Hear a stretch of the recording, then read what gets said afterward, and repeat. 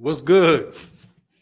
Sorry, I was running a little late, had a little bacon, turkey bacon in my mouth. Jimmy Bernard, what's good with you, man? Goalkeeper 3000. We'll get people flowing in here, man. We'll have a crackle-lating before too long. So, all right, here you go. Nah, I need that. Need that. Drew Titan, what's good, man? Hey, Drew, have you heard from Pauli Malignaggi? Drew? What's going on, Phil J 508? What's going on, man? Brothers UK, man. I hope all is well with you, man. Mr. Shelton, Jeffy Marshall, Mr. J Dub 20 Texas, TX, Bert from Mardican, what's going on? Goalkeeper 3000, excuse me. Fuck Paulie. Yeah, man, pretty much. And so, yo, Paulie looks cooked in that poem. Oh, yeah, you know. He got the sniffles. Paulie got a bad case of the sniffles. You know what I mean? Sniffles make your eyes look glassy every once in a while. No biggie though. You know, Paulie will be all good.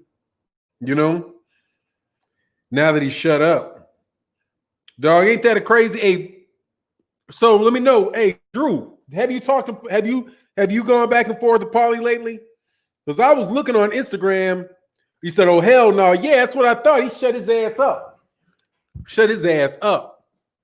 See what you get, Paulie? Nah, that's not what you get, Paulie. Just shut up, dude. And I'm in a bad mood today, man. I'm in a bad mood.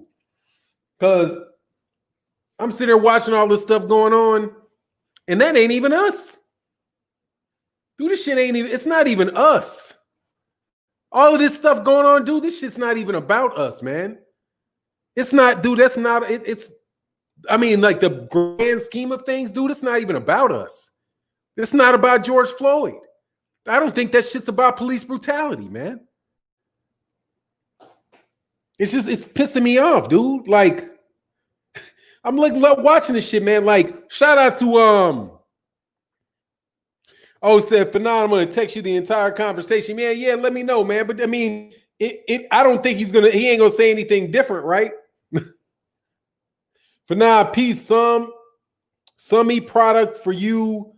Do you have an email contact? Or you have some product for you? Oh yeah, man, you can hit me up on my email. It's H+. It's here. I'll type it in H.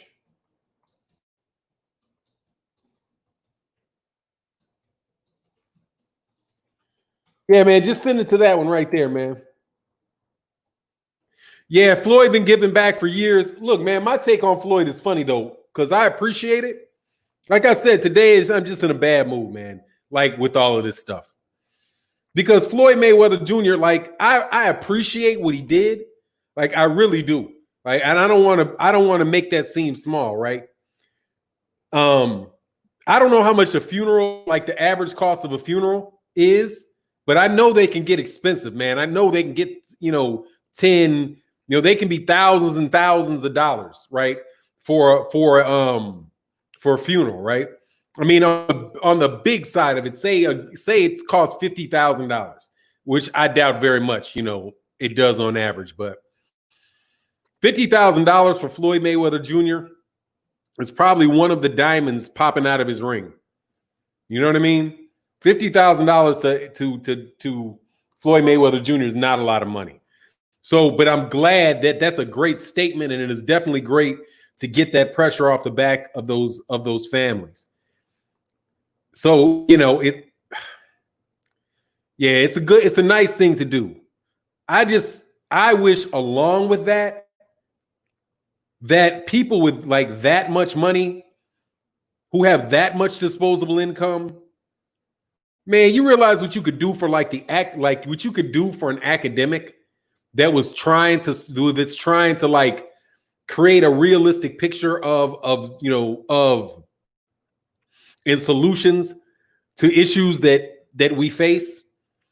how, in the academic world, it's very difficult to get that done, that type of work done, because you have to work for universities, and people and benefactors from the university have to give you money and give you grants in order to pay your bill while you do that work. I've always wished, because obviously, I'm not the type of guy with that type of money, right? I mean, I'm not living paycheck to paycheck, but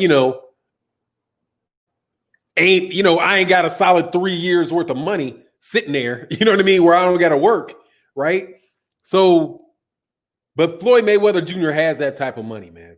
And you have a lot of young academics, really powerfully minded young people with a lot of energy and a lot of energy to put forward, to trying to find solutions and to problems that have to go into the academic world, and they basically have to tailor their research projects, tailor their work, tailor their objectives to the people that are donating the money. When you have somebody if you had do you know what $1 million, like Floyd Mayweather has an $18 million watch, an $18 million watch. It's just now, but I do really, really, really, really appreciate the fact that the guy's looking out for people's families and the nice things that he does. I don't want to downplay what he did, what he does, right? But you can do a lot. I mean, you can do that, and you can support some academics. You can do that. You can do both. You can go find your local academic. You can go find Black biologists and political scientists, historians, and put work out that get the picture of what reality is out to people. But it's just that, you know what I mean? So that's a lot of money for the watch, man. Fanon, what goes unnoticed is this isn't nothing new. Wait, no, it's not. So the thing that got me is what makes Black people so mad about this? And I'm not saying it's not something to be mad about, but that's the first thing that kicked me off, because I was like, hold on, man, there's a lot of energy in this. And Black people get shot every week. They get shot, we get shot, killed every week. What's this? This don't feel, dude, this, and then I listened to a show that I like. It's called, and we're going to roast, by the way, Sugar Ray Leonard today. So don't worry, stick around. We will be talking boxing. Dude, enough has been enough, though. Enough has been enough, man. But these are not Black people doing this, man. This is a group. This is a consortium of people with different gripes against the same people, standing behind the cause, right? Standing behind a cause, and that is centered to us, right? And pushing forward and pushing and using it as a mechanism to get at the people that they have massive issues with. There's a lot of things I had a good conversation with my father, and I typically don't like to talk about politics. I know it might sound crazy that, that I might be inclined to like to talk about it a lot, but I really don't, because I believe that racism is a disease, but I think that disease is terminal. I think it's terminal to the system. I don't think it's a disease that they're going to solve. I don't believe at all that you can. I think that you need something entirely new before that goes away, man. And I was reading a little the end of Wretched of the Earth, which is written by Fanon, who this channel is named after, because it's Fanon International Boxing. I spell Fanon with two N's, not one, because I didn't want it to get mixed up in the search engines, SEO and things like that. But I want to read you something from the end of. I have it on my phone. Hold on one second.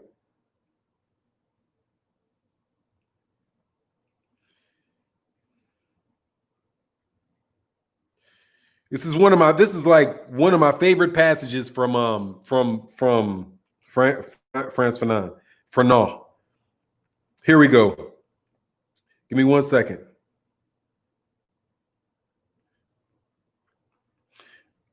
All right, and this is out of the book Wretched of the Earth. 1961, chapter 6, conclusion. It is by France. It's by Frantz Fanon. I'm just going to get to the end about when he's talking to other Black people about the mentality, about our mentality, and what we need to go to do to move forward. But the language is kind of heavy, so it might not, because it's translated from French, so it's a little stiff. But I'll read it, then I'll explain to you why I think it's what's so essential about it, man. Yes, the European spirit has strange roots. All European thought has unfolded in places which were increasingly more deserted and more encircled by precipices, and thus it was that the custom grew in those places of very seldom meeting man. The permanent dialogue with oneself as an increasing obscene narcissism never ceased to prepare the way for a half delirious state where intellectual work became suffering, and the reality was not at all of a living man working and creating himself, but rather words, different combinations of words, and the tension springing from meanings contained in the words. Yet some Europeans were fond to urge the European workers to shatter this narcissism and to break with this unreality. But in general, the workers of Europe have not replied to those calls, for the workers believe too that they are part of the prodigious adventure of the European spirit. All the elements of a solution to the great problems of humanity have at different times existed in European thought, but Europeans have not carried out in practice the mission which fell upon them, which consisted of bringing their whole weight to bear violently upon these elements, of modifying their arrangement and their nature and changing them, and finally of bringing the problem of mankind to an infinitely higher plane. Today we are present in the status of Europe. Let us flee from the motionless movement where gradually dialectic is changed into the logic of equilibrium. Let's reconsider the question of mankind. Let's consider the question of cerebral reality and the cerebral mass of all humanity, whose connections must be increased, whose channels must be diversified, and whose message must be rehumanized. We have come too far. We have far too much work for us to play the game of a rearguard. Europe has done what she has set out to do, and the whole she has done it well. But stop blaming her. But let us say to her firmly that she should not make such a song and dance about it. We have no fear. This is the line that I really like. We have no fear. So let's stop envying her. There is no question of a return to nature. It is simply a very concrete question of not dragging men towards mutilation, of not imposing upon the brain rhythms which very quickly obliterate it and wreck it. The pretext of catching up, this is where I'm coming from. I'll explain it in a little bit. The pretext of catching up must not be used to push man around, to tear him away from himself or from his privacy, to break and kill a man. No, we do not want to catch up with anyone. What we want is to go forward all the time, night and day, in the company of man, in the company of all men. The caravan should not be stretched out, for in that case, each line will hardly see those who precede it, and men who no longer recognize each other less and less, and talk to each other less and less. It is the question of the third world. This is us, the third world.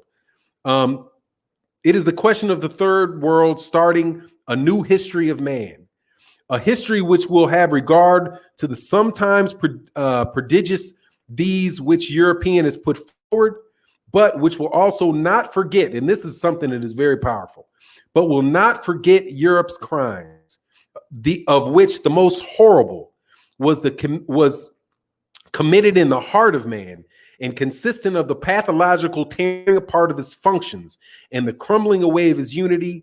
And in the framework of the collective, there are differentiations and stratifications and bloodthirsty tensions fed by classes. And finally, on an immense scale of humanity, there were racial hatreds and slavery and exploitation, and above all, the bloodless genocide, which consists of the setting aside of 15,000 million of men. Humanity is not waiting for something other from us than such an imitation, which would be almost an obscene caricature. If we want to turn Africa into a new Europe and America into a new Europe, by the way, remember this is written in 1961. We must lost my place.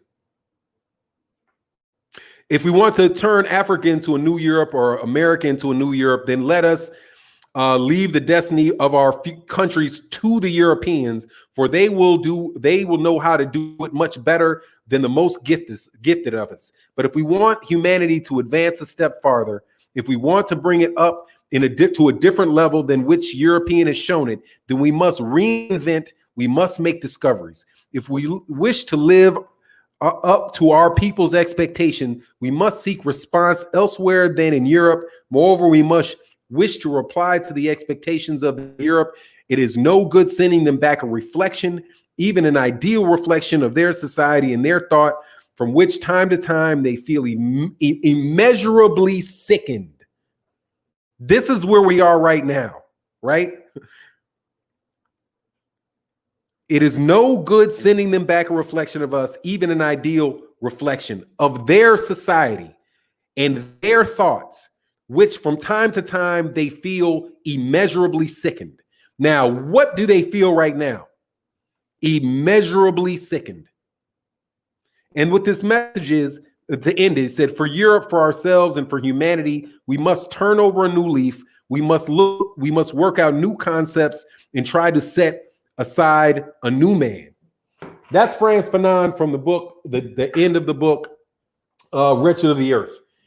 And if you're not familiar with Frantz Fanon is he's a psychiatrist from, I think he was from Liberia, but he's a French-speaking African country, and which was colonized by the French. And all of his work is he's looking at the plight of the colonized from the colonized point of view. And he wrote a book about white face, black mask is another really good, excellent piece that he put together. And it talks about the effect of the colonizer on the colonized. And what this thing that he just wrote about, and I'll pull it back to boxing in a second. Just be a little patient with me. He talked about, now remember, he's writing this in the midst of the African revolutions that took place in Ghana, that took place in Congo, which turned to the Zaire, that took place in Burkina Faso. All of those, that's what he's talking about it in the context of the African revolutions that took place between 1945 and like 1962 with Patrice Lumumba, Kwame Nkrumah, the like. That's who he's kind of with.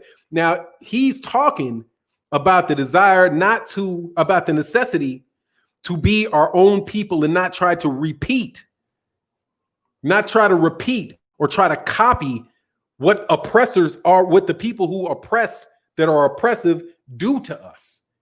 So when I see Floyd Mayweather Jr. and I'm seeing I see this, the cars, the jewelry, the homes, the houses, and this is no knock on Floyd Mayweather specifically, but it is a gross gluttony.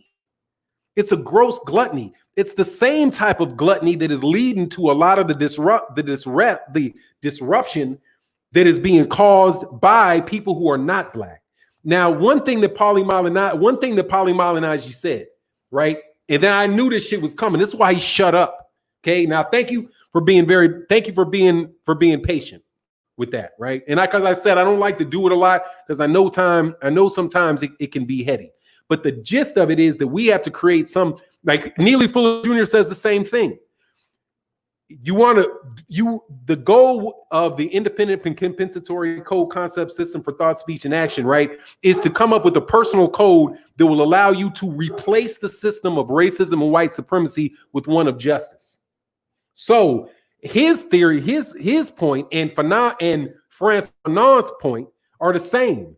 That it doesn't do any good to replace a system, a European system, with something that's just a gross caricature of it. And we have to fundamentally change ourselves in the way that we view the world.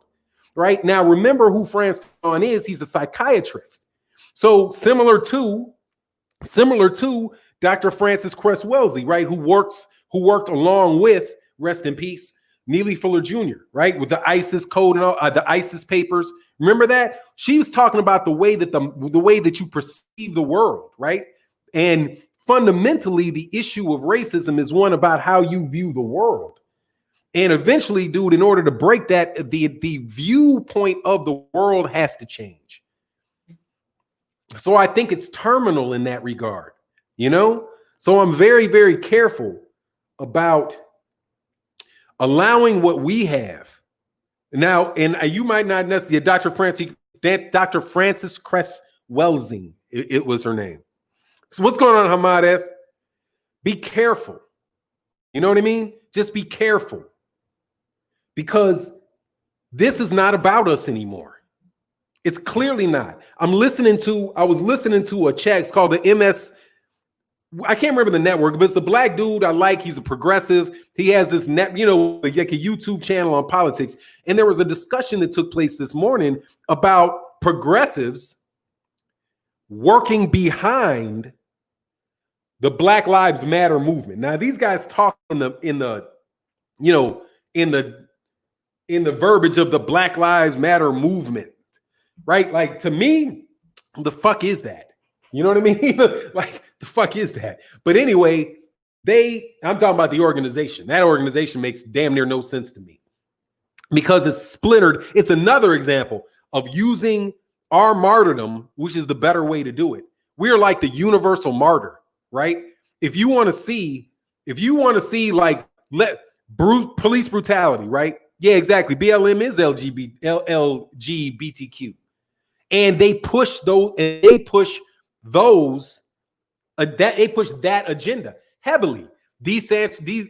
Eliminating the nuclear, a bunch of shit that black people and by and large don't follow. But it's like I don't want black people to be the Trojan horse for a bunch of other shit, because that's what happened, and that would happen in the 1960s during the Voters' Right Act, like the Voters' Right Act and all the push for desegregation and making that stuff illegal. We were put out in front, right? We're the ones getting hosed down and attacked by dogs. But it's another group of community that wound up taking advantage primarily of the advancements that took place. Without giving the name of the people, but go check out like the minority diversity programs and things like that, which are designed to solve the problem. You find out who exactly it is that is the major beneficiary of it, and it ain't us. So I'm stuck between looking at this stuff and feeling like, man, this is really great. Like, the first thing I thought was like, I just didn't understand it. I just don't understand it, because this has happened all throughout my life. I'm telling you, it's happened all throughout my life. And it's going to happen all throughout your life. I heard, now shout out to Ticket TV. What's the dude that don't like me very much, but I like him a lot? And I watch his show. God dog is it, man. He always starts the show with, I hate that I'm messing his name up, but he put a video up today because I watch all his videos. I enjoy his content. He put up a video. He always says, you know the deal. He said, here, peep game. He says, this is your boy, you know the game, man, peep game. What is his name, man? It's not LVZ1. It's, God, I can't remember. I'm so bad. I feel terrible about it. But anyway, he put up a clip on his page this morning, and it was this white guy about the riot, talking about all the damage, not Blue Blood. No, man, not Blue Blood. The name will come in a second, man. And I don't mean any disrespect. Town Biz. Yeah, Town Business. Exactly. Town Business. Town Business's channel, he put up a video today where it was the audio of a white guy saying, look, I just want everybody to know all that stuff that happened over there on Michigan Avenue, in Michigan Avenue. Those were all white. Those were all white people. Yeah, absolutely. Town Business.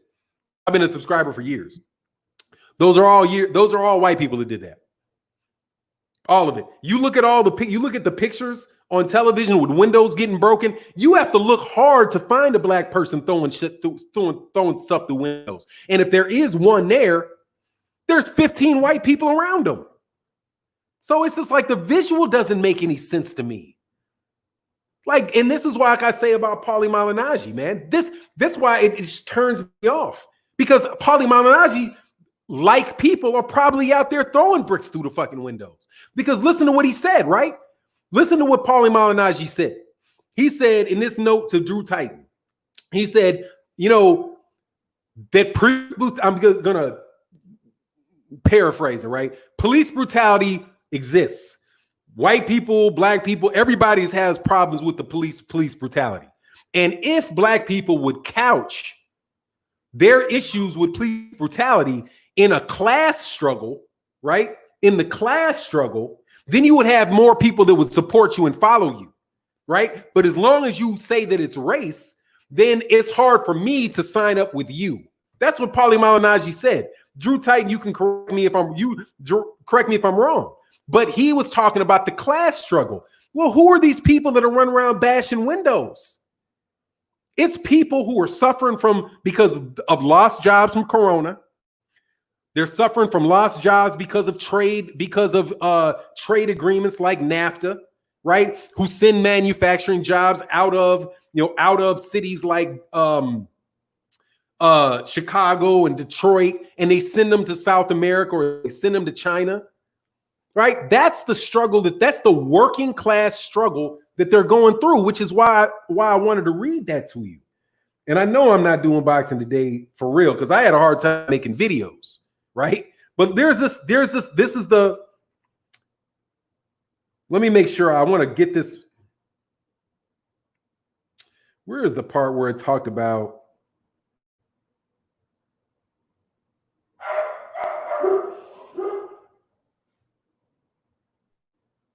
Man, I hate that I lost my place right there, but there's a specific portion of it where they talk about where he talks about how you cannot forget. There he goes. Here it is. But I'm going to read it again. Hey, shut that dog up, man. Thank you. Okay, it is a question of the third word starting a new history of man, a history which will have regard to the sometimes prodigious the prodigious theses which European has put forward. So what they're saying in that is, if you create a new world order, but you take the good that the European society has brought into it, would be important. So, for example, he could talk about all the technological advancements that have come, from the time that the Western that Europe pretty much took over the world, right? Some of those things you cannot deny, right? Like the fact that there's automobiles, the fact that there's planes, and right, there's a lot of things that people have learned through the disciplines and solving problems in the society that came from the Europeans. And this is where the connection between black people and Pauli Malignaggi, say, for example, me and Pauli Malignaggi is addressed, is this portion. But we will also not forget Europe's crime, of which the most horrible was committed in the heart of men and consisted of the pathological tearing apart of his functions and the crumbling away of his unity. This is the portion of it. And in the framework of collectivity, where there were the differentiations, stratifications, and bloodthirsty tensions fed by classes. That right there is what Pauli Malignaggi is talking about.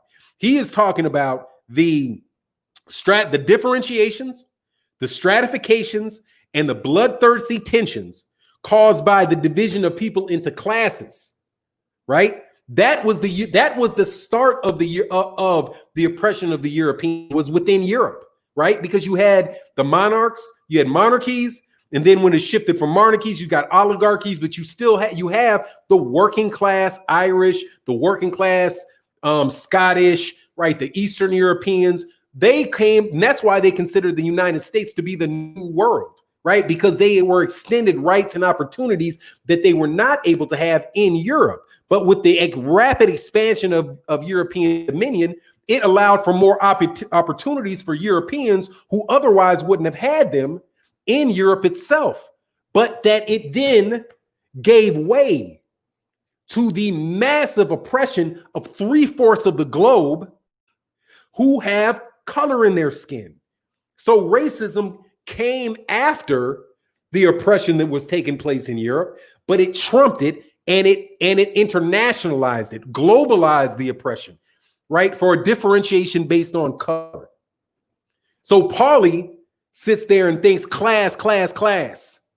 We think class and race, class and color, because there are differences that take place within the black community or Mexican community or Hispanic communities, Puerto Ricans, that exist because of how much money you have, right? Or how much education you have.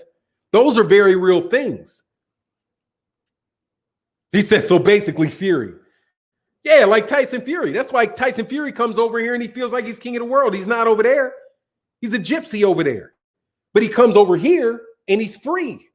There's a lot of books about that, about how the Irish became white, how the Italians became white, how the European outside of Europe joined this conglomeration of people that called themselves white for the purpose of exercising dominion over everybody else. Drew Titan said, people do enter homes with the interest to buy. Abir Aubrey is not looking to buy that house. I think common sense tells us that. Well, first of all, Pauli Malignaggi, common sense can tell you a lot of shit, and common sense will be wrong. It's either a fact that he was interested in walking in that house or not, or buying that house. But the house wasn't even constructed. What I saw was a picture of him walking through a house that wasn't built. You know what it looked like to me? What Aubrey looked like to me? From everything that I saw about him, and I have experienced this in my family, it looked like somebody going through an emotional breakdown. It looked like they shot a mentally ill person to me. The way he wandered through, the house, the way that he was running full speed, right? But he wasn't in joggers clothes. It looked like he was just in regular clothes. And then there was a time when his car was parked and there were police that pulled up to his car, but his car wasn't in the parking lot. His car was in the middle of a park, like on the grass. Who would do that? More than likely, this dude was going through a psychotic break, and he got murdered. I don't know if the dude was an actual jogger. And I was a dude that was he didn't sound right in his mind. So they chased down and hunted a dude who was mentally ill, which is the same thing that they do to homeless people.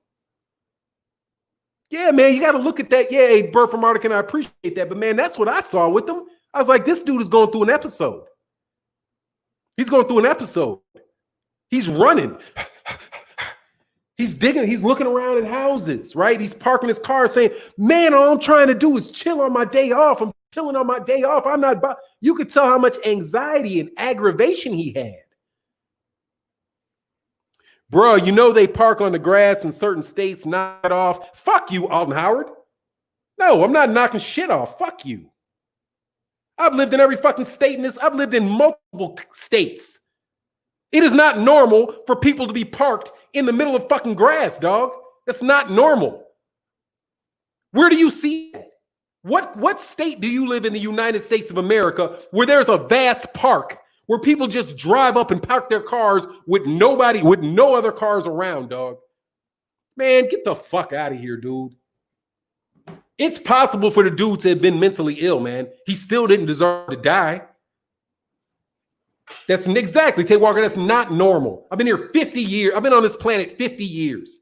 I've lived in Louisiana. I've lived in Tennessee. I've lived in Illinois. I've lived in Texas. I've lived in DC. I've lived in Kansas. I've lived in Missouri. I've lived in Georgia. None of that is normal. You do not see people driving their car, by the way, with no shirt on a hot ass jacket with their pants hanging down, with their car parked in the middle of a park. People do that all the time. No, they don't. But you know what black people do all the time? They have mental breaks. We have mental breaks. Yes, we do. You live under a tremendous amount of stress because of this. You live under a tremendous amount of stress. You live in a tremendous amount of stress because of this, right? You ain't got this, stress. You got this, stress.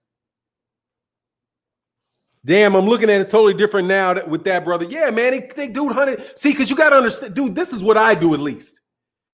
Most racist people do not think that they are. They don't think they are. If you ask them, they will say that they're not. And these are people that are saying that they're not, who have no reason to lie to you. They have no reason to lie to you. They believe that their actions are justified. And that their actions, because that is what Frantz Fanon is getting. That's what Frantz Fanon is getting to. He's saying you have to really restructure your brain and the way that you're thinking to get rid of it. And if you don't understand that you have that sickness because everybody around you has it, it doesn't seem racist to you. That's why it's invisible for Pauli Malignaggi. It's like a doctor. You know, what's the name of the guy? You guys always tell me about him. I've listened to some of his stuff. He's a psychologist. He's got videos up on YouTube. Really bright guy, passed away in like the early 1990s, but he's a psychologist. I'm sure you guys know who he is. I'm messing up his name. Heavy set brother with a deep voice. And he talked about sight. And he said some things you cannot see. He talked about negative hallucinations, positive hallucinations. And he said that you don't necessarily see the same things. Yeah, Fanon spoke on nigritude. Ah, Damon Wrestler. Yeah, Amos Wilson. Yeah, Amos Wilson. Absolutely. What Amos Wilson talked about in one of the speeches that I listed from. What's going on, Sean Snowden? Much love in that super chat. I appreciate you, man. Thank you. He was like, look, if you look at a doctor, he used the example of a doctor. Said when a radiologist looks at an x-ray, he sees a lot of things that you don't see because of his training.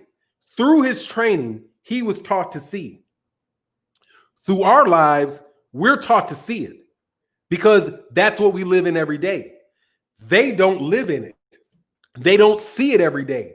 It's not easy for them to recognize. So at least in from my viewpoint, what it seems like they see racism. A lot of these dudes only see racism as being something where you're insulting somebody, right? So they don't see so that's why you have moron ass Ishe Smith and shut up Ishe Smith for like fucking forever. Shut up. Damn, I don't like idiots. Shit, and Ishe, you're a fucking idiot. To say that and remember what I just said. You can see, you don't see it, right? Because you're not trained to see it. And when people do see it, it's usually something that you just absolutely can't ignore, right? Like somebody hanging from a tree, you know, five police officers sitting on the back and weighing the air out of somebody, right? Them burning, some act of overt violence. That is when they see it. And that's the only time people like him recognize it. But that's not the only manifestation of the thing that leads to that. And you see it in boxing. How many times, I'm telling you, dude, it's frustrating to me because I watched the treatment of Deontay Wilder. I watched the treatment of him. There's no logical reason for him to be treated like that. None. Everything that dude has done. Everything that dude has done into a ring, and I don't care about the last fight with Tyson Fury. Everything this dude has done in the ring should have led this dude to be one of the most celebrated fighters in the world. But it was us, people in the LDBC, they call themselves new media, that had to push and convince these people that Deontay Wilder had an initial fan base at all. And then forced him into the position where they would give him these big fights. But then now he loses. He's still a bum. But the guy that beat him is now the greatest heavyweight ever to walk. If racism is defined as mistreatment of people because you have color in your skin, then go find mistreatment in any form that the mistreatment takes place. Whether it is somebody that has $3 million in their bank accounts, but yet has everything that they need necessary to buy a television network, but yet they're not, or like has everything that they can do to get a television network, but they're not allowed to do it because they've reached their ceiling. It's still mistreatment, and it's still mistreatment based on color.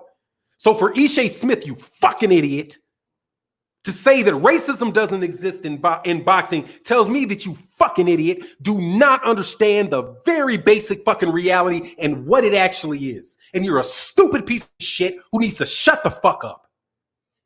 I can't stand. I don't like Ishe Smith. I like Ishe Smith less than I like Pauli Malignaggi because Pauli Malignaggi isn't trained to see. Ishe Smith should see it and recognize it. But he doesn't recognize it when it's not in his benefit. And he runs around sending all these fucking notes out. No disrespect to the people that do it about, what's his name? About George Floyd and Aubrey and all of these things that have happened. But in the one area where you actually have some fucking influence, you shut your fucking mouth and deny that it exists. In the one area of human activity that this piece of shit actually has the ability to affect change in, he refused to do it, and he co-signed with the people that were dragging these guys down. It's ridiculous, man. Ishe Smith is worse than Pauli Malignaggi. I just believe Pauli Malignaggi right now is out there breaking windows. Some of his boys out there in Bensonhurst going to try to figure out if they can rob somebody, if they can go break into a store on Fifth Avenue and get some shit up out of there, and the cameras won't be there around and some black people get blamed for it. That's Pauli Malignaggi. And I expect that out of Pauli Malignaggi. That type of dude, I expect it. Because anybody that would tell black people straight to their faces, it's their imagination. Racial oppression is your imagination. Yeah, the dude dying on the street, that's our imagination, right? Well, what's he doing running around? What's he doing running around the house for? What's he doing running around the house? Okay, well, what was George Floyd doing walking down the street then, huh? I mean, most people walk down the street so that they can buy something. I didn't see anything in his hand, so she must have deserved it, right? Ain't that the logic, Drew Titan, that Pauli Malignaggi tries to push off? You must have deserved it. You know why they come? In my opinion, that is what tells you he's working from the point of view that black people must have done something wrong to deserve what they got. It doesn't have anything to do with the black fact that they're black. It has something to do with they did something that they shouldn't have been doing. And he believes, and he is quick to put it on them. Anyway, man, I went on my rant today, dude. I've been sick to my fucking stomach all night with this dumb shit. Because I don't know which way to go, man. Seriously, dude. I don't know which way to go with it. Because I feel like, hey, man, I don't even think this is us. This is like the greatest, from what I can see, this is the fucking just most blatant co-opt of a black issue that I've seen. People are rioting in Utah. There ain't no Negroes in Utah. And these motherfuckers weren't going off in Utah last month. You expect me to believe it's because, hold on now. All the time that these people were getting shot by police, that's reasonable. But no, you can't do it that way. You can't put their neck on there. No, now that's over the top. Now I see. I don't believe you see shit today that you didn't see yesterday. You didn't see nothing today that you didn't see yesterday. But the difference is you don't have to go to work today because your job's gone. Your kids don't have to go to school today because the schools are shut down. You didn't believe in welfare before, but now you think, hey, we need a universal basic income here because, hey, man, we just got screwed. They just saw those people get screwed. They put, have you noticed, man, whatever. Have you noticed this? Like, and this is something somebody else said, this is not me, but I think it's a really good observation. Have you noticed that the stock market, nobody's talking about the stock market doing badly? That actually, like I heard maybe a week ago that the stock market was stable, it was doing really well. But yet you have almost 50% unemployment for people in the United States. You know what that should tell you? That the stock market is a barometer of the economic health of American citizens is bullshit. When you're looking at the stock market, you're looking at how much money, how well wealthy people are doing. You're not looking at how the normal people don't own stocks. Normal people ain't sitting there watching that shit going up and down and wondering what IBM is doing today. And, there was a 10% dip in IBM stock. I gotta move this out of my portfolio. Dog, that shit ain't no conversation that regular people have. Regular people are like, damn, dude, what you going to do? Hey, man, I'm about to go. Hey, I got to go, man. My shift, they just called me for my shift. Hey, will you take over my shift today? Because I got to take my daughter. I got to take my daughter to her graduation. Can you cover for me? That's the conversations most people have. And now they have in their face $11 billion given to wealthy people and nothing for them. Nothing for their children. Nothing. Not a universal basic income, not debt forgiveness, not rent forgiveness, right? And that throws into question everything that people have been saying about what is right and what is wrong with people in the United States, right? You remember how you're told if you just work hard and you do what you're supposed to do, then you can be successful. If you, like Steve fucking stupid ass Harvey, well, what rich people do is they don't sleep.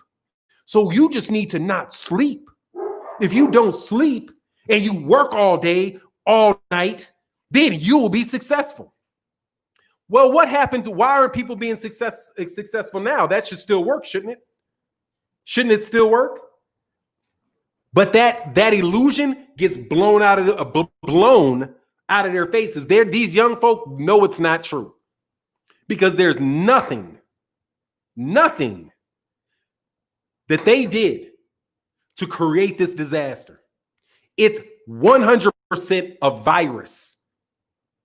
So if it's all about hard work, we should, now we know it's not about hard work, right? We know it's not about hard work. Our problems were caused by lack of hard work. So I'm sure now, Mr. Governor, Mr. Powerful People, you'll see we're in need and you'll help us, right? You'll pass some of that money to us. You'll help us and keep our landlords from throwing us out. You'll help us, won't you? And what do they say? No, we got our stock market straight. But what have black people been saying the whole time? That's the reality we've been living in. That's the reality we've been living in for as long as we've been living here. We're not under any illusion whatsoever that the government is out there to help us. Never have been under that illusion. Never labored underneath that illusion. But these young kids, they now see it because you also have the internet, which means there's much more free flow of information. It's a lot harder to keep stuff from people. It's just tough, man. But I don't put this, please, man. Watch black people get stuck with the shit. Watch. We're going to be Crispus Attucks in this bitch. That is a story. Now, this is a Crispus Attucks moment in history. We got a Crispus Attucks moment in history. Can anybody tell me who the Crispus Attucks is? Crispus Attucks.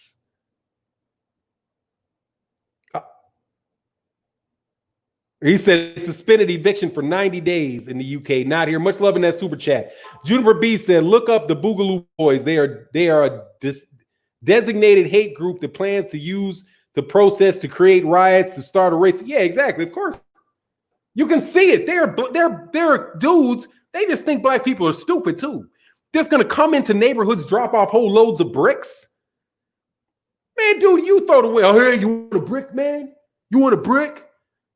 Where do you get these fucking bricks from? And why are these bricks showing up in cities all over the country?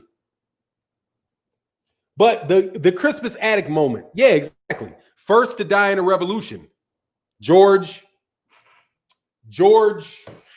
Floyd, Crispus Atticus. And what did we get out of that shit? Crispus Atticus was the first to die. Did we get anything out of that? Oh, but hell no. You know? Exactly. Dude, and this white dude was begging him on Town Business Channel. Hey, look, please stop doing it. Please stop doing it. But see, it's so insidious. It's so insidious that you take advantage of it coming and take advantage of you going. They take advantage coming and going. Police beat you down, make you feel unsafe. Antifada group takes advantage of it and then stokes the fire for their own need, for their own ends. I'm from New York. There's not that many not that many bricks around, and we have all them brick buildings. Dude, I've just seen in different videos on YouTube of people saying, man, where'd you get this brick from? There's a black lady, I think that was on Town Business's channel too, where she walked up to the car and was like, with a brick, like, why did you get this brick to these people? You just gonna drive through a black neighborhood giving bricks to black men? Take this shit and get out of here. Man, it's crazy, man. Well, we can talk about it. Say, Damon Webster, this is a great show today, Fanon. Yep. Hey, man, I appreciate it. I don't like to do it. I mean, these dudes gonna have me like, I did a Patreon video, dude. I've been trying so hard to get my Patreon video out about Terence Crawford. Every time I sit down to a computer and I see this stuff, it's like I can't get my eyes off of it. Because it's like a terrible dream. My father went to Crispus Atticus High School. Yeah, well, you get a high school named after you. Black Lives Matter is funded by George Soros. Dude, I want nothing to do with Black Lives Matter. Nothing. Nothing whatsoever to do with it. Man, my brother, who is like Mr. Conservative, love my brother to death. Got to tell you, love my brother to death because I call him like my brother. He said it's a ritual for nine. That's why that's what they be doing to us. Yeah, man, pretty much. Stay safe, stay woke. Thank you, Mr. Escobar, man. Much love in that super chat, man. Dude, but this one conversation that this lady had, these two people were having about it was like, it was like sitting in, I'm telling you, listen to some of these things, man. You sitting in the, just like you're a fly on the wall. There's two channels that I listen to. I listen to what I believe to be a straight up racist channel that's covering the news, right? And then I listen to the progressive channels that are covering it, right? I listen to both of them, and then I'd listen to some of the, the media, like the regular media. But the regular media, dude, they're just mouthpieces for the elite. That's all that is. That's all that is, dude. When somebody tells you, this is when you know it is some bullshit. When they say this, go home and vote. Any black person that tells you, calm down, go home and vote, find one of them bricks that them anarchists are trying to hand to you and woof right at them. Go home and vote for what? Do you realize there might not even be an election this year? Like, how are you going to have a fully functioning election in 5 months? How? And on top of it, vote for who? Like, I talked to my dad. My dad was like, because my dad, first of all, my dad told me, he was like, man, I swear my dad is loving all of this, like loving it. And he was like, he was saying, man, if I wasn't 82, because my dad is 82, man, if I wasn't 82 years old and this coronavirus was out here, man, I'd be out there with him. I mean, dude, this is, and I asked him too. I was like, Dad, because some of y'all are young. Some of y'all are young. I know you got people in there 25, 30. Dude, I'm not young. I'm 51, right? So I'm telling you, I've never seen anything like this in my 50 years, right? In my 50 years on earth, I've never seen anything like this. My dad is 80. My dad is 82.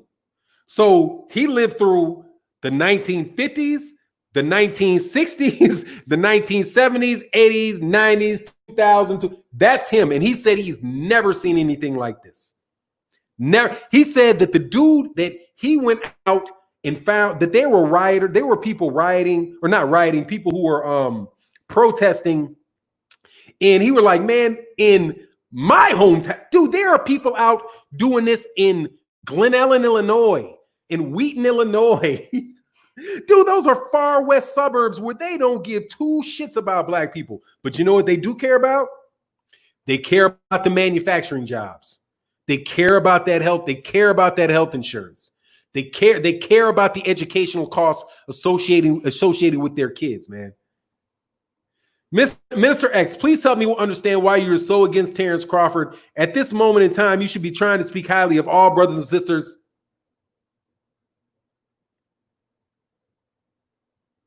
Does that answer your question? Like I said, I'm not in the mood today, Minister X. First of all, you don't watch my videos about Terence Crawford. You're in here starting some dumb shit. Because I think I called Terence Crawford the #1 pound for pound fighter every fucking day for the last year. What are you talking about? I haven't said two bad words about Terence Crawford. Only thing I said about Terence Crawford that can any way can be criticism of him is that he hasn't fought anybody at 147 yet. That's it. And he hasn't.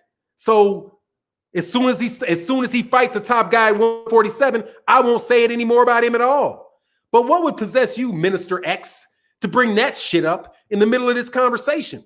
Minister X. What kind of Minister X would say some stupid shit like that? You from the Nation of Islam, Minister X?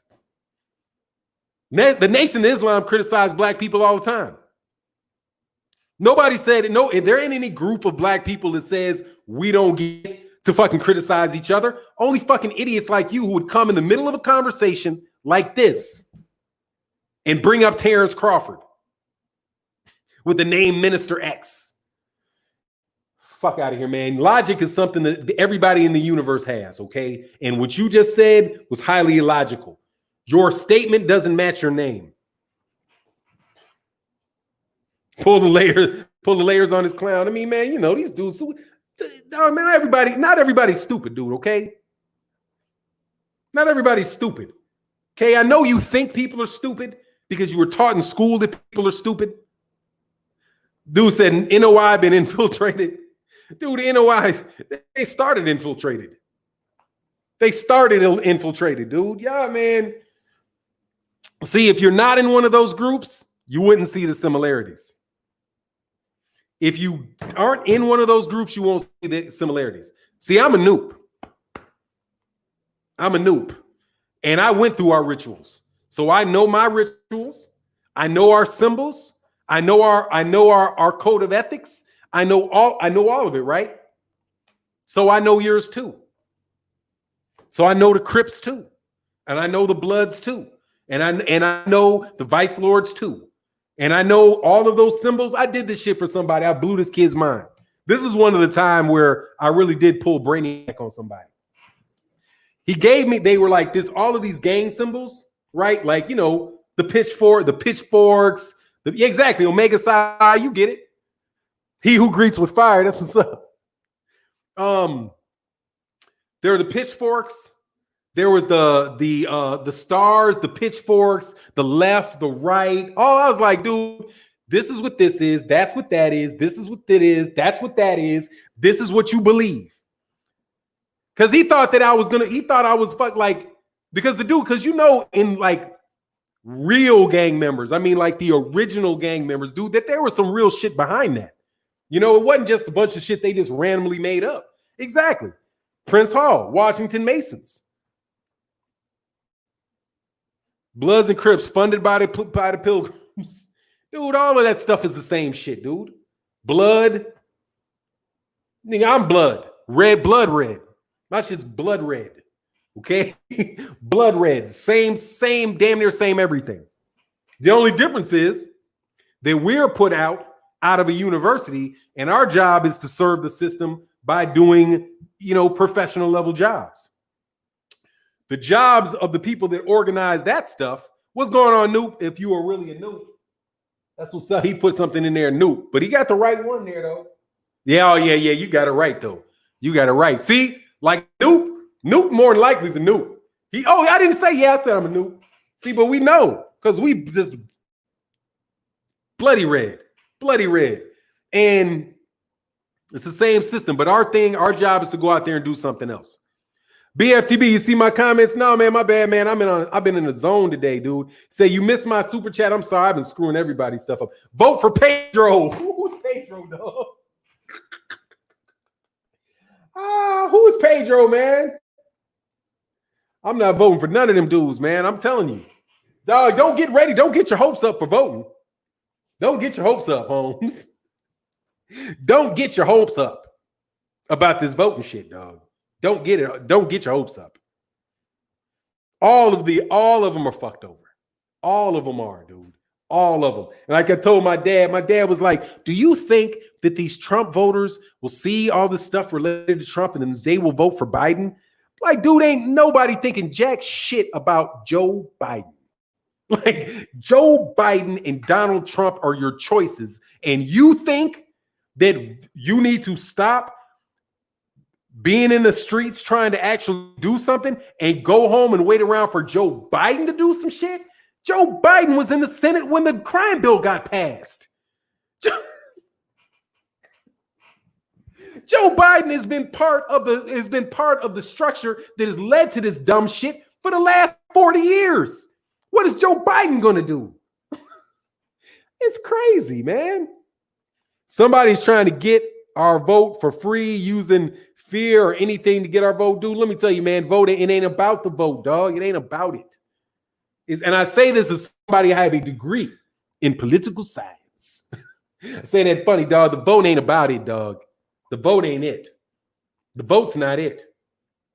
The vote is getting in line in an orderly fashion and doing what they told you to do. You are never going to affect significant change in an institution by doing what they ask you to do. Because if they're asking you to do it, it must not be worth shit. If they let black folk do it, it can't be that motherfucking important. Okay, that's my thing. I don't believe it. I am what you call completely. Oh, said Joe Biden wrote the crime bill. He didn't write it. His ass didn't write it. He had somebody write that shit. But yeah, he's part of that. Dude, Joe Biden, man, please. I think that racism is a disease, but it's terminal. Because it is something that is now ingrained in the culture. It's like, have you ever eaten food in a different country where you're like, this shit is nasty. I have no idea in the world how in the world you could do this shit. I would look at, like, perfect example is in the Philippines.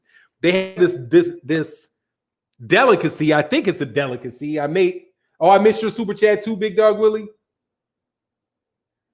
Man, my bad, man. I'm in on one today, man. Like, really, that's why I missed Big Dog Willie. Oh, I might have missed a lot. Big Dog Willie said I wasn't going to do my PSA, but what we got going on in society, I didn't want to be negative, but I wouldn't be true to myself. So fuck Dillian White. Salute Sean Snowden. My bad, man. And my man Black Grant 33 said, facts, BLM is just another hate group. Satan goes from one stream to the other. No doubt about it. Terrence Bailey, much love in that super chat. D-Style Boxing, much love in the super chat. Mass Arms, he said, Fanon, I think that's just the straw that broke the camel's back. Not for us, dog. I think it's the straw that broke the camel's back for them. But there is something really interesting that took place. BFTB Box said, vote for Pedro, and Sean Snowden said, mind blown. Much love Sean Snowden. God, dog, man. What was I going to say? Some other shit that just popped into my head, man. I admit whites and non-blacks destroy parts of Naperville and Aurora. Oh, you from out there? So you know. Yeah, dude, if they're tearing up in Naperville, dude, that ain't black people. Man, you ain't got no more conservative black people in the world than the ones that live in Naperville. Naperville? Man, please, if y'all don't know where Naperville is a far west suburb of Chicago. And I went to school in the same conference as kids that went to Naperville, dude. That ain't, man, please. I went to church in Wheaton, which is right near Naperville. Man, they are so conservative, it's ridiculous, dude. Ain't no black people out there. Only thing black people are doing out there is cooning and doing drugs. Like either they're doing heavy drugs or they're doing some heavy cooning, one or the other. Or you're my friend. You know what I mean? He said all those symbols come from the book of demonology, demon signal. No, it doesn't. No, they don't. They don't come from that. They come from here. They come from here. They come from here. The star is the body. They're just I won't even get into that, man. Symbology, by and large, though, is not about what the author or what the person that created the symbol intended by it. It's what you get out of it. That's the significance of symbolism, is what you get out of it. Symbols represent things to you, and they're not learned, they're not taught, you're born with them. He's talking about witchcraft. I mean, no disrespect to you about the witchcraft. I'm not getting into that stuff. I don't want to get into that. What science is, one person's science is another person's witchcraft. You know what I mean? They cast spells with these drugs. Dude, they're getting you high. Is what they're doing. And they're affecting your brain. Anyway, all those symbols are on the walls in Egypt. Yeah. I mean, you cannot have any other symbols besides those, because those are the archetypes. They descend from the archetype, just like we do. What is physical comes from something that is non-physical. Symbolism is an attempt to manifest something that's not visual. Same thing with our actual existence. We're the manifestation of something that is not visible. I got to disagree. The origins of symbols is key because it determines the energies behind it. Just like these holidays are wicked, but they bait you with parents and candy. They're not wicked if your mind doesn't process it like that. There's nothing wicked about a swastika. A swastika is nothing about creation in motion, right? You have a period, right? In symbology, real quick course on fucking symbology, right? You have the ultimate symbol is a blank piece of paper, because the only meaning that you can give to it is that which you have. A blank sheet. The dot is the line, the dot in the circle. The dot symbolizes the first recognition of anything physical. The dot. Okay, the dot. And from the dot goes direction and motion. So the dot is creation. The lines are motion, right? It goes out and it goes up. Kind of just like when you see the sun, you look at the sun and you look at it directly, you see lights going this way, lights going that way, right? So it is motion. And then it is create. I think it's expansion. And then the angles, the little lines on it are motions. It just makes a wheel. A swastika is a wheel, right? Where creation keeps going and going and going. It's a basic understanding of the creation of the universe, of that which is non-physical, being God, being manifest, right? In man, in nature, the seasons of nature, the seasons of life. That's those little lines that create and things go over and over like a wheel. That's what that is. It doesn't have anything to do with what Adolf Hitler, but when, better yet way to say that, but when Hitler changed it and made it it means something like the death of the people that speak Semitic languages and the domination of the world. That's what he means by it. That's what he got from it. That's what, if you see evil in that, that's what you get from it. But if you look at the symbols and you try to come to an understanding about what that means, from that point on, you give meaning to the symbol. And you will always associate that feeling with that symbol. It's not something where I can create a symbol and I can give it to you and it will automatically make you believe this, that, and the other thing. Swastika is an Ethiopian symbol for the sun. Motion. The earth revolves around the sun. The sun revolves around the center of the universe. The universe revolves around some other center. But anyway, man, I don't want to get into all that, man. Said, talking about Fanon, sometimes you remind me of good brother Anthony T. Browder. I got to look him up, man. It's not about making shit worse because I don't like Dems. It's about strategy. We're going to war either way. It's not smart not to have a hand in the battlefield. I mean, however you want to do it, man, is all good for me. Personally, I've been telling you guys what I think. I think that racism is terminal. It's kind of like it's like your grandparent that's 90 years old.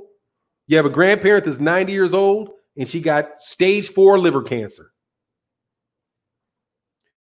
You know, you guys can have all the meetings and the kumbayas you want. That shit is not coming up out of there until she passes and is reborn.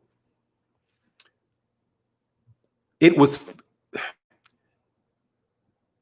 founded where we live, founded on the mistreatment of people with color in their skin by the taking of their land, subjugation of their person.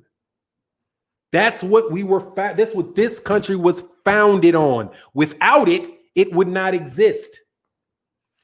If something was created with something without which it would have never existed, the chances of you separating that essential element from it is very hard. It's going to be very, very hard to do, man. And like I said, ask and have next time you have a conversation with somebody about racism, somebody that's not black, right? Listen to what they say and believe what they say. And if you believe that they believe what they say, then you will know that, dude, they see the world in an entirely different way than you do.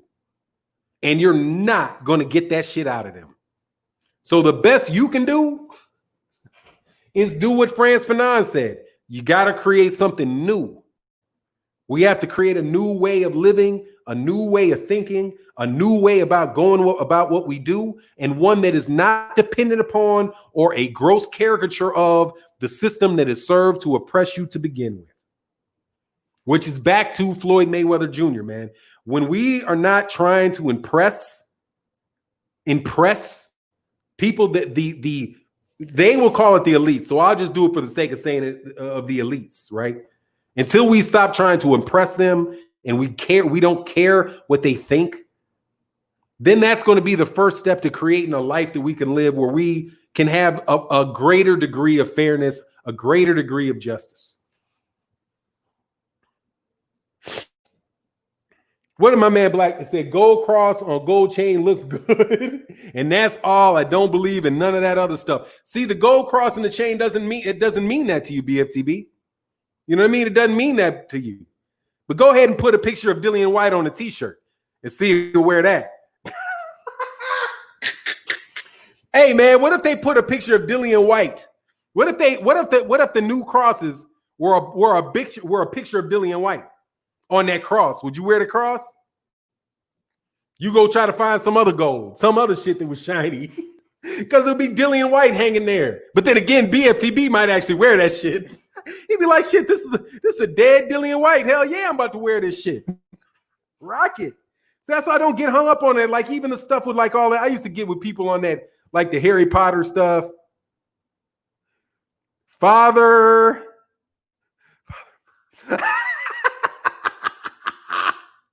Oh, BFTB said I'll wear it. Yeah, BFTB don't care, dog. BFTB just a wild. BFTB a wild boy, man. But look, I got to get out of here, man. Much love to everybody. For now, we will never get the opportunity to create something new if we become Russians overnight. It's hold on, man. Somebody's about to get fucking blasted, dude. No, he's not. That's Juniper B. It's buying time so we can do just that. I don't know, man. You tell me. We'll see.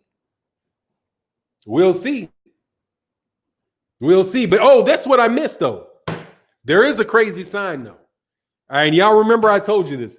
The scariest thing that has happened this whole time, where I was like, what? In New York City, there was a bus driver that signed a petition, that created a petition for other bus drivers in his union to refuse to drive police on the buses and use their buses as a way to take people to prison, or to jail, rather, to take them to jail. That is big. That is big. And the other thing that's big about it is that if these are really, and they are, non-black people by and large, and large number European Americans doing this, and it is a real problem that European Americans decide that they're going to solve, truly decide that they're going to solve, and not be bought off like they were before. Because remember, people, we've been here before. It's called Bacon's Rebellion. You remember the Bacon's Rebellion deal? You need to read your history. Remember, does anybody know what happened during Bacon's Rebellion? And what Bacon's Rebellion has to do with this, what we're going through right now? That's a quiz. That's a high school quiz. Focus Ball said, I'm an astrologer with 12 years of experience. That's what's up. Focus Ball said, you missed my super chat, dude. I'm an astrologer with 12 years of experience. Focus Ball. Much love, man. I didn't miss it. It wasn't 1812. It was back in 1600s.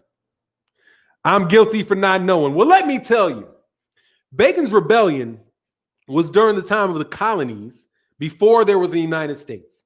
And there were a group of Irish, Scottish, and Africans. There you go, Bert from Artican, the first rebellion of the colonies. And they rebelled against the land-owning British. And in order to end the war, right? Because they were out-weaponed, right? But they were still fighting.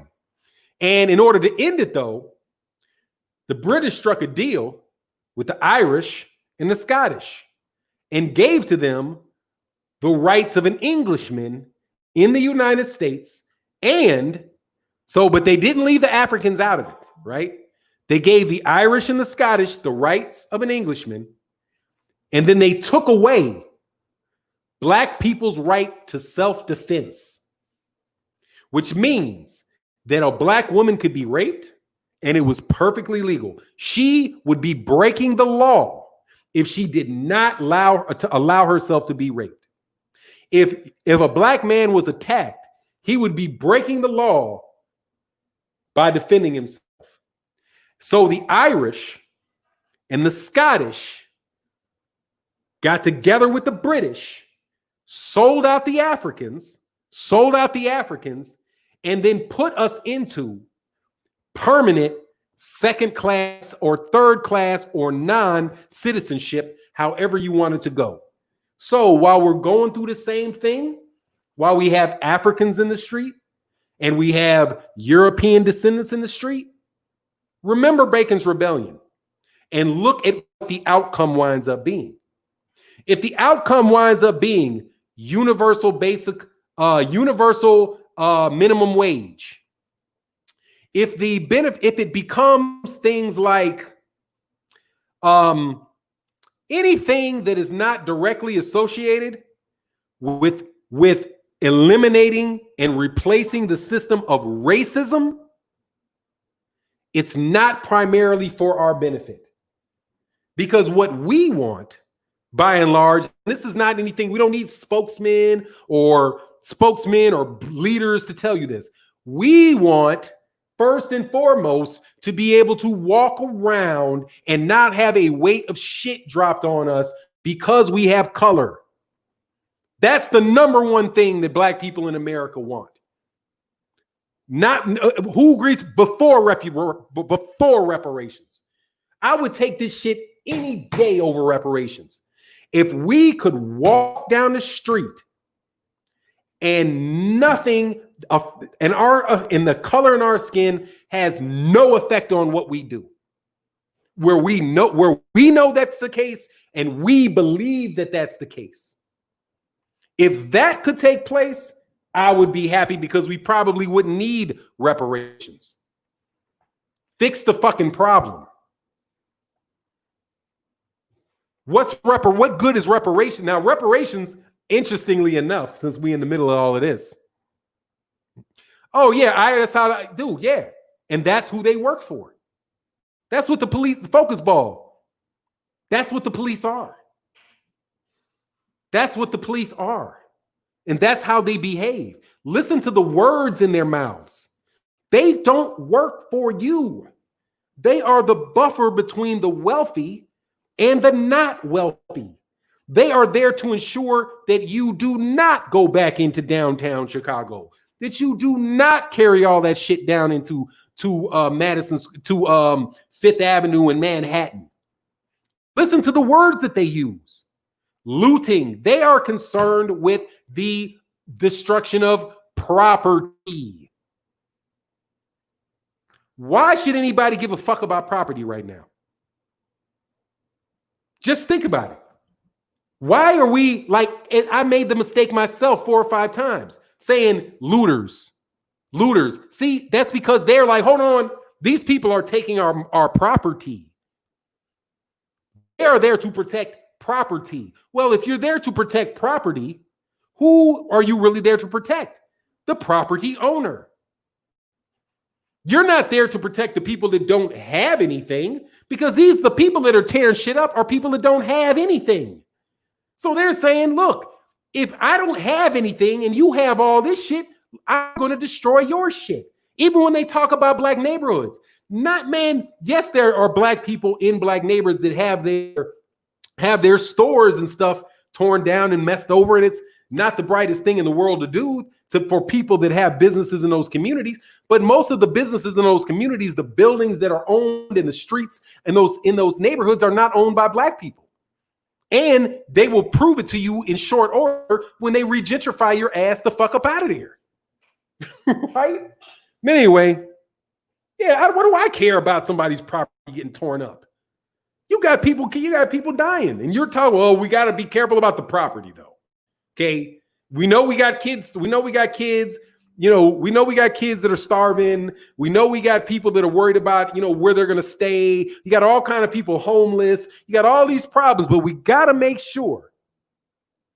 No, I didn't miss your super chats. I'm going to get your super chats, Bogart Skrilla, but we got to make sure that the property's taken care of. Bogart Skrilla said, great show. I love these conversations. Thanks, Fanon. Man, it's my pleasure, man. June BK2 said, thanks, Fanon. My pleasure, man. And my man Bogart Skrilla, said, how much have I missed? Just got the notification. Well, at 11:51, you had missed 11 minutes. And my apology, man, on exactly. Tiki Kadane got that too. All that property stolen any damn way. The land that it's sitting on is stolen. So it's like the greatest thieves in the world calling other people thieves. It's amazing. Anyway, man. So anyway, I got this off my chest. So hopefully tomorrow will be nothing but boxing. It was very difficult not to do this today because it was on my mind all last night. Speaking on that, did anyone see Avercan from LV and Off-White had to say? Who? No, I haven't, man. I haven't seen any of that. I did see phony ass Teofimo Lopez with his fist on that shirt. Dog, come on, man. I don't buy that, dog. I don't buy that, dog. I don't buy that, dog. Who said who? Oh, I don't know. Oh, you talking about Virgil? Oh, yeah, I don't know, man. Yeah, jab that like button. But look, man, I'm gonna get out of here, man. Make sure y'all go to check out KQKC coming up next. Much love to everybody in the chat, man. If I missed your super chat, I don't think I did. I think I read them all. If I didn't do it in a timely manner, tomorrow I'll be much more on point because my mind won't be so scattered. You know what I mean? Oh, he said P West, he was complaining about looters and his friend's store being looted. Hey, man, yeah, it's tough, dude. Well, you know who ain't getting looted? Amazon ain't getting looted. So Tiafimo is an honorable black dude now. Yeah, right. Whatever, man. Anyway, it is what it is. Much love to everybody in the chat, everybody in the super chat. We'll catch you tomorrow. And with that, I'm out. Peace. Keep your eyes on, eyes on the lookout for 2 videos that I did, because I got one on Paulie and one on Floyd Mayweather Jr. coming up that talks a little bit about this. I think you'll enjoy it. But does justice justify injustice?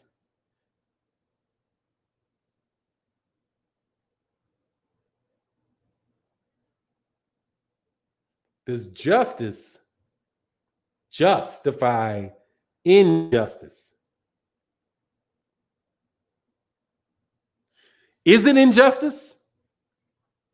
It depends on if there's a response. If there's a response to injustice, that's not an injustice. Unless you're saying, well, if you're saying, yeah, it's tough between, like, when you're talking about things that are happening to large groups of people and then like the collateral damage around it. Personally, I ain't out there, Juniper B, or no, I'm sorry, Burgess Meredith. I'm not going to get involved in any of that stuff. But it's just part of the pay. It's just part of it, dude. You know, if you support the system, then you're part of the system. No, it's a tough question. But no, dude, you use justice like 3 times. Like, if you're responding to injustice in a way where your actions you think are going to eliminate that injustice, how would that be unjust?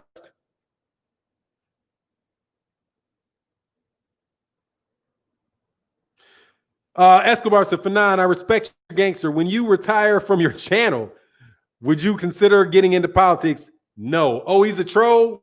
I mean, I figured he was. I've seen him before. His name's Burgess Meredith. Like, who the fuck would have Burgess Meredith as the name? Dude, that's like an actor from like the 1970s. But it is whatever, man. Talking facts, Fanon. I'm white and from the UK. That video is possibly the worst thing I've ever seen. Oh, we got worse for you, homie. If you think that George Floyd is the worst thing you've ever seen, oh, dude, we got much worse. We got much worse. There's videos of guys being drugged till their head popped off. In Texas, head popped off. Grabbed a dude, tied his feet to the back of a truck, drove with his head bouncing, boop, boop, boop, boop, boop, boop, boop, till his head popped off.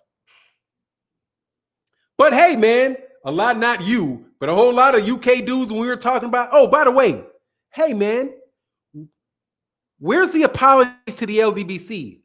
By the way,